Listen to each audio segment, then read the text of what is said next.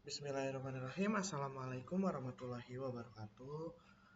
Halo, perkenalkan nama saya Erlangga Wibowo dengan NIM 0112523003 dari Prodi Informatika IF23H. Kali ini saya akan menjelaskan laporan akhir tugas besar saya yaitu di mata kuliah basis data lanjut. Nah, di sini saya sudah membuatkan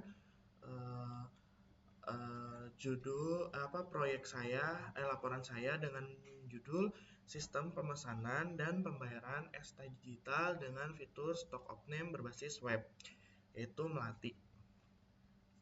Nah, saya sendiri dari kelompok 6, langsung saja ke bagian isi. Nah,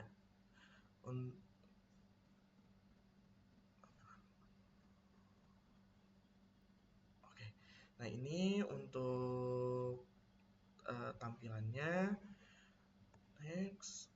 Nah, di sini saya sendiri dari kelompok 6. Nah, kelompok 6 itu beranggotakan 5 orang. Yang pertama saya sendiri, yang kedua ada di Regina, ada Fasya, ada Julie, dan ada Mas Yuri.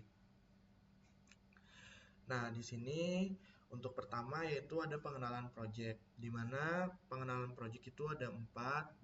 Yang pertama ada judul project kita, yang kedua ya mengapa sistem ini diperlukan dan apa saja manfaatnya, yang ketiga tujuan dari proyek ini apa, serta yang terakhir yaitu ada batasan dari cakupan proyek. Nah, di sini secara singkat saja ya.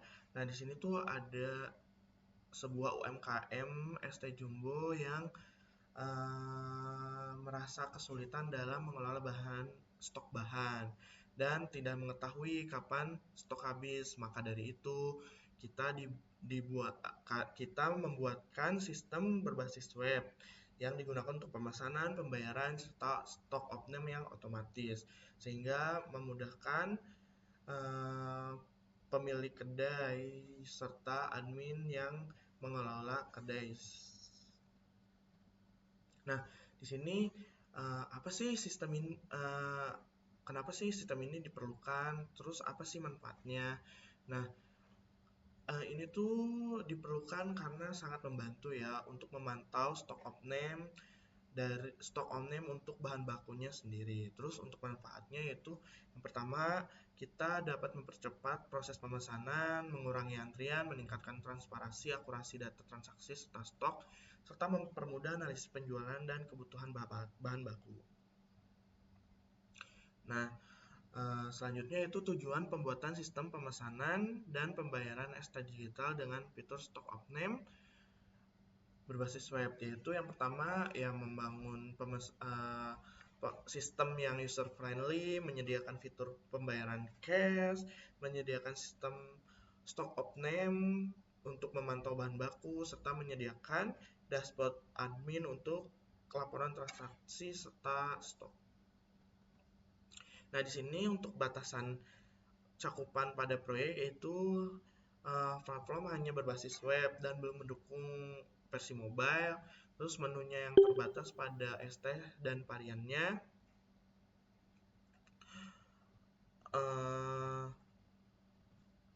Terus tidak mencakup integrasi ke pihak ketiga seperti kasir pos, sistem akuntansi eksternal, shipping, dan payment gateway. Nah, untuk berikutnya itu ada pilihan analisis kebutuhan. Nah, untuk analisis kebutuhan sendiri yaitu kita mengidentifikasi dari pengguna, kebutuhan fungsionalnya, serta kebutuhan non-fungsionalnya. Nah, untuk identifikasi pengguna yaitu ada pelanggan, ada owner, serta ada kasir, serta pembuat ST. Untuk kebutuhan fungsionalnya, yang pertama, kasir dapat menerima pesanan dari pelanggan, sistem memberikan nomor pesanan, admin dapat mengolah data produk, sistem yang mencatat setiap transaksi yang dilakukan oleh kasir, serta pembuat ST yang dapat melihat daftar pesanan yang sudah dibayar, serta admin dapat melihat laporan akhiran harian atau mingguan transaksi. Untuk kebutuhan non fungsionalnya yaitu ada keamanan, performa, skabilitas, usability, serta responsivitas. Nah, berikut adalah tampilan mockup sementara kita, yaitu di sini ada tampilan menunya ya. Nah, setelah dipilih menu maka akan tampil selanjutnya akan ke tampilan payment, dan ini tampilan produk listnya, serta ini tampilan stok historinya. Selanjutnya ada entity relationship diagram atau ERD. Nah, berikut ERD yang kita buat di sini. Di sini kita ada produk, ada detail, ada pelanggan yang dimiliki pesanan dimiliki pelanggan, namun pesanan juga memiliki detail pesanan dan mengandung produk, serta pesanan juga memproses pegawai memproses pesanan. Terus pegawai juga pasti memiliki akun. Pegawai juga bisa mengelola pergerakan stok dan terhubung ke bahan, serta pelanggan juga terhubung ke bayar saat transaksi. Berikut database skema diagramnya. Di sini adalah tampilan tabel-tabel yang sudah kita buat, yaitu ada tabel produk, detail pesanan, pelanggan, pesanan, transaksi, urut pesanan, pegawai, akun, pergerakan stok, serta bahan.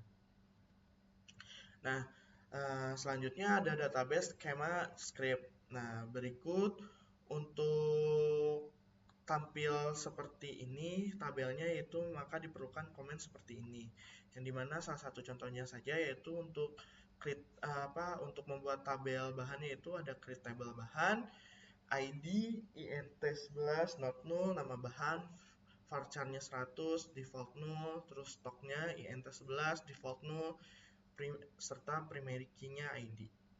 Dan seterusnya seperti create table pegawai, pelanggan, produk, akun, pergerakan stok, pemesanan, transaksi, urut pesanan, serta detail pesanan. Dan selanjutnya ada implementasi.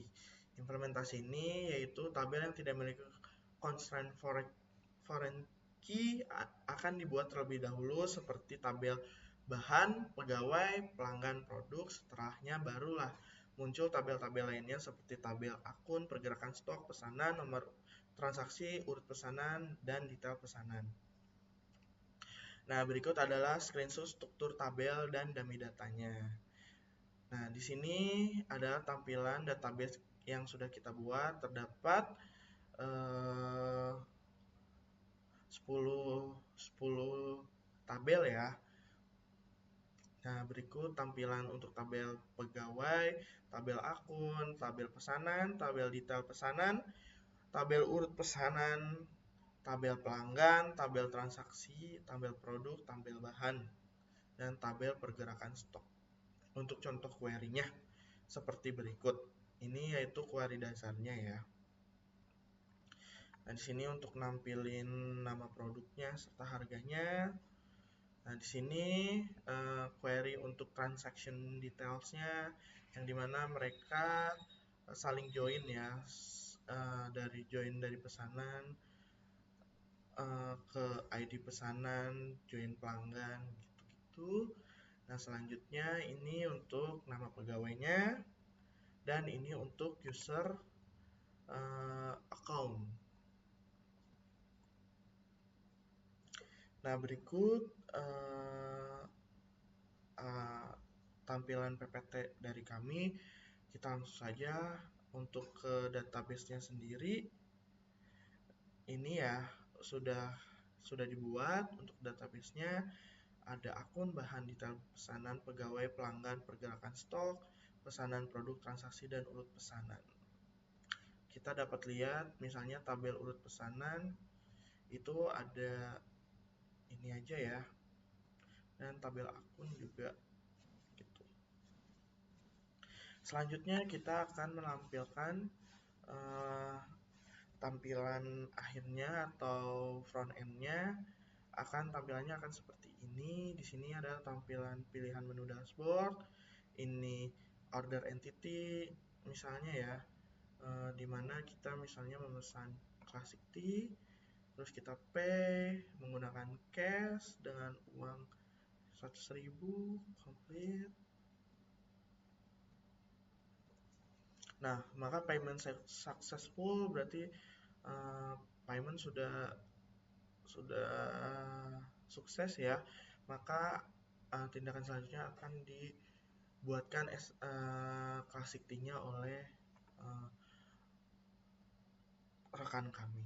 Nah, berikutnya adalah order queue, terus transaction, terus produk, terus inventory, terus stock history, pegawainya, serta setting.